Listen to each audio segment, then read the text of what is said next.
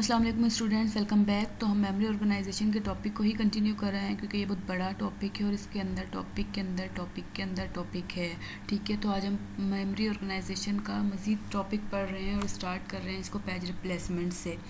तो पेज की रिप्लेसमेंट कैसे होती है? ठीक है, डेटा आपके पेजेस के अंदर स्टोर होता है। ठीक है, पेजेस क्या होते हैं? पेजेस हमारे होते हैं, लाइंस बनी हुई होती हैं, आपकी मेमोरी लोकेशंस बनी हुई होती हैं, आपके पास डेटा स्टोर हो रहा होता है, मतलब अभी भी आपके पास डेटा पड़ा हुआ है। ठीक है, तो अब आपको न्यू डेटा चाहिए, वो कैसे लाया जाए? तो उसके लिए कुछ रिप्लेसमेंट एल्गोरिथम्स होते हैं जो पहले से पड़ा हुआ है या जो यूज़ में नहीं है उसको हटा दिया जाए रैम से और उसको भेज दिया जाए वापसी स्टोरेज के पास, और जो न्यू वाले को मेन मेमोरी में वापस ले आया जाए। So a virtual memory system is a combination of hardware and software techniques. Virtual memory system जो है हमारा वो combination है hardware and software techniques का. I told you it is not in the form of physical, but it is a technique, it is a software technique and the combination of hardware. अब memory management software system handles, अब हमारी जो memory है वो manage किस तरह से होती है? मतलब बनाने वाले जब सिस्टम आर्किटेक्ट जो होते हैं वो बना रहे होते हैं तो इसको हैंडल कर रहे होते हैं, तो which page in the main memory should be remove to make room for a new page. यानी कि ऑपरेशन जो चल रहा है, इस ऑपरेशन के ऑपरेंड या डेटा रिक्वायर्ड हैं, दो से तीन आपके ऑपरेशन जो हैं वो प्रोसेस हो रहे हैं, 2 से 3 पेज मेन मेमोरी में लोड हो रहे हैं। तो आपको डिसाइड करना पड़ेगा कि काफ़ी सारे लोडेड हैं तो कौन सा रिमूव होगा और कौन सा न्यू आए, ताकि हमारा जो न्यू डेटा है वो हमारा प्रोसेस हो सके। और दूसरा कि when a new page is to be transferred from auxiliary memory to main memory, and third where the page is to be placed in the main memory. अब 3 पॉइंट है, जब हमारा सिस्टम आर्किटेक्ट हो रहा होता है, जो बनाने वाले इसको बना रहे होते हैं वो क्या चीज़ें 3 नोट कर रहे होते हैं। पहली कि which page in main memory should be remove to make room for a new page, कि आपके मेन मेमोरी से ऐसा कौन सा पेज जो है वो निकाला जाए, रिमूव किया जाए, ताकि हमारे न्यू पेज के लिए जगह बन जाए। और कब एक पेज जो है वो ट्रांसफ़र किया जाए ऑक्सिलरी मेमोरी से मेन मेमोरी तक।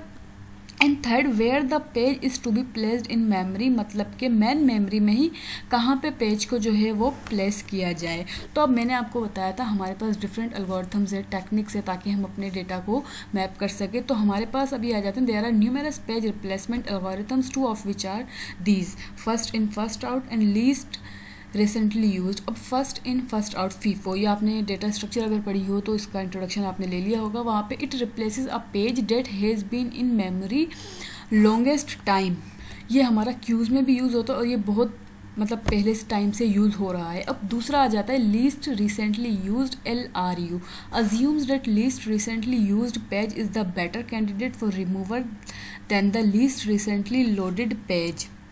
मतलब वो मेमोरी पेज, वो एड्रेस स्पेस जो सबसे ज़्यादा कम यूज़ हुआ है, मतलब बहुत कम यूज़ हुआ है, लीस्ट रिसेंटली यूज्ड है, रिसेंटली वो कम यूज़ हो रहा है, उसको रिमूव कर दो, क्योंकि उसके फ्यूचर में चांसेस कम है। ज़ाहिर है, जब कोई चीज़ कम यूज़ हो रही होती है मतलब उसकी कोई खास इंपॉर्टेंस नहीं है, या वो आने वाले वक्त में हमारे में कम यूज़ होने वाली है, तो उसको वो क्या करेगा, रिमूव कर देगा, क्योंकि इसको आगे जाकर भी पता नहीं हमें कि यूज़ होगी या नहीं होगी। अगर यूज़ होगी तो हम इसको दोबारा से कॉल कर लेंगे। तो ये 2 अभी एल्गोरिथम हैं इसके, वैसे तो बहुत सारे हैं लेकिन यहाँ पे मैं आपको ये बता रही हूँ कि एक हमारा फीफो है, दूसरा LRU है। तो अब हम आ जाते हैं when a page fault occurs in a virtual memory system. Page fault का मैंने आपको बताया पिछली वीडियो में कब अकर होता है, जब हमारा प्रोसेसर जो है उसको डेटा ना मिले, उसको इन्फॉर्मेशन ना मिले किसमें, मेन मेमोरी में, तो हमारा पेज फॉल्ट हो जाता है। It signifies that the page reference by the program is not in main memory, मतलब ये क्या सिग्निफाई करता है कि हमारा पेज जो है वो मेन मेमोरी में नहीं है। जैसे हमारा कैशे में होता था, कैशे हिट कैशे मिस जो था, मिल जाता है तो हिट है, नहीं मिलता तो मिस है। ठीक है, अब यहाँ पे भी पेज फॉल्ट अकर होता है, कैसे अकर होता है वो मैंने आपको बता दिया। So a new page is then transfer from auxiliary memory to main memory, तो एक न्यू पेज जो होता है वो ट्रांसफ़र होता है ऑक्सिलरी मेमोरी से मेन मेमोरी तक। ठीक है, अगर मेमोरी फुल हो जाती है आपकी, ठीक है, तो क्या होता है कि हम रिमूव कर देते हैं उस पेज को मेमोरी ब्लॉक से, ताकि हमारे न्यू पेज के लिए जो है वो जगह बन जाए। So the policy for choosing pages to remove is determined from the replacement algorithm that is use. तो अब ये पॉलिसी के किस पेज को हमने रिमूव करना है। ठीक है, ये कैसे होगी, हमारे जो रिप्लेसमेंट एल्गोरिथम्स हैं उनको यूज़ करके होगी कि आपने कौन सा पेज रखना है, कौन सा पेज नहीं रखना। अगर आपका लीस्ट रिसेंटली यूज्ड है, मतलब यूज़ में बहुत कम आ रहा है, आपको उसकी बार बार ज़रूरत नहीं पड़ रही, उसकी फ्यूचर में भी कोई नीड ना हो, तो आप उसको क्या करेंगे, उसको रिमूव कर देंगे। अगर आपको फ्यूचर में ज़रूरत पड़ भी रही है तो आप उसको दोबारा से कॉल कर लेंगे, क्योंकि अगर वो करेंटली रखा हुआ है तो हमारी मेमोरी पे इफेक्ट पड़ रहा है, क्योंकि वो ज़्यादा काम में नहीं आ रहा, उसकी वजह से हमारे जो काम वाले पेजेस हैं वो हमारे नहीं आ पा रहे। ठीक है, तो अब गोल क्या है, try to remove the page least likely to be referenced by in the immediate future. Goal ये है कि आपने वो पेज रिमूव कर देना है जो आपका लीस्ट यूज़ हो रहा है, ठीक है, और वो आपने फ्यूचर में कॉल कर लेना है अगर आपको ज़रूरत पड़ती है तो। अब आ जाता है इसका एक और टॉपिक, मेमोरी मैनेजमेंट हार्डवेयर। ठीक है, so it is the collection of hardware and software procedures for managing various programs. अब ये क्या है, ये कलेक्शन है हमारा किसका, हार्डवेयर एंड सॉफ्टवेयर प्रोसीजर्स का, फॉर मैनेजिंग वेरियस प्रोग्राम, जो मैनेज कर रहे हैं वेरियस प्रोग्राम्स को किस तरीके से, मतलब कि कौन सा अपनी चीज़ रखनी है, कौन सी नहीं रखनी, कौन सी कहाँ पे रखनी है, वगैरह वगैरह। तो ये क्या होता है, हमारा मेमोरी मैनेजमेंट हार्डवेयर है, किस तरीके से आप मैनेज कर रहे हैं मेमोरी को, अपनी को, कौन सा डेटा आपने किस मेमोरी डिवाइस में रखना है, नहीं रखना, उसको कैसे मैनेज करना है। तो basic component of memory management unit क्या है, sharing common program by multiple user, मतलब आपका एक प्रोग्राम है, एक रिसोर्स है, एक ऑपरेंड है या एक ही ऑपरेटर है, बहुत सारे यूज़र उसको यूज़ कर रहे हैं। ठीक है, तो क्या होगा, प्रोटेक्शन ऑफ इंफॉर्मेशन अनऑथराइज्ड, और इन्फॉर्मेशन को अपने रिस्ट्रिक्ट या प्रोटेक्ट करना है, आपके डेटा या ऑपरेंड को कोई ऐसा प्रोग्राम आके इसको एक्सेस ना कर ले जिसे अथॉरिटी ना हो। ठीक है, उस मेमोरी लोकेशन को एक्सेस करने की, मतलब आपने इन्फॉर्मेशन को प्रोटेक्ट करना है, ठीक है, उस प्रोग्राम से जो जिसके पास अथॉरिटी ना हो कि वो इस मेमोरी लोकेशन को एक्सेस कर सके। अब आ जाता है हमारा एक और सेगमेंटेड पेज मैपिंग। ठीक है, ये क्या कह रहा है, length of each segment allowed to grow and contract according to need of the program execution।